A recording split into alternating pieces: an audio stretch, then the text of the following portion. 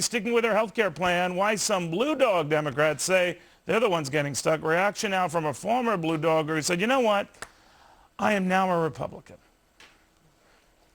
All right, well, the White House today saying that the president will lay out his new health care plan as early as Wednesday. But he has to put the cigarette down first. I'm just joking.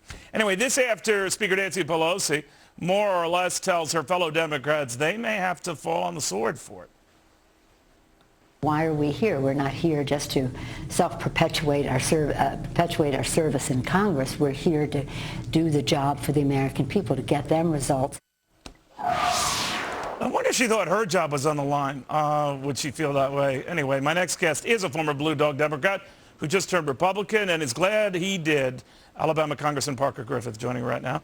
Congressman, what did you make of what Ms. Pelosi was saying?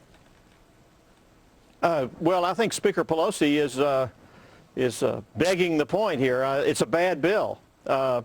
It's one thing to fall on your sword for a noble and just cause. It's another to fall on it because someone is asking you to fall on the sword for a bad bill that the Speaker can't explain it, the President can't explain it. Over the last 8 to 10 months, the Congress hasn't been able to explain it, and now we hear today there's going to be a new bill. And so I think it's amusing in a way and sad in a way that the Speaker is asking a group of Congress people to, quote unquote, do the right thing and vote for a bad bill. This, but you talk to a lot of your old Blue Dog, the Democratic colleagues who, and I've talked to several of them who are very leery about this, and I've always thought, Congressman, the Speaker's greatest difficulties, Harry Reid's greatest difficulties, certainly won't be with Republicans who we kind of know where they're coming from, but with more moderate members in the Democratic Party and those Blue Dogs, the Democrats formerly like yourself, who just will not vote for this come hell or high water. Well, I don't think they're going to vote for it. I think they seriously compromised themselves when they voted for the stimulus. They compromised themselves when they voted for cap and trade, and they certainly compromised themselves when they voted for the original health care bill.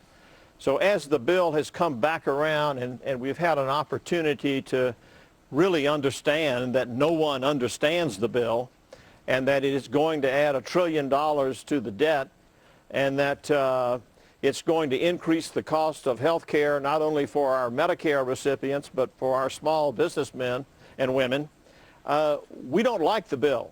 Well, that's pretty clear, and I talked to a lot of your Blue Dog brethren who agree they didn't switch parties like you, but do you know of others who are considering doing what you did?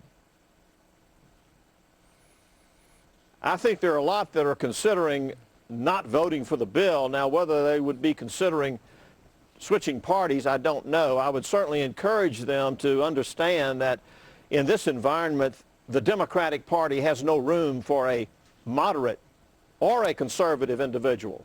This is a far, far left-leaning group of people who are on a mission.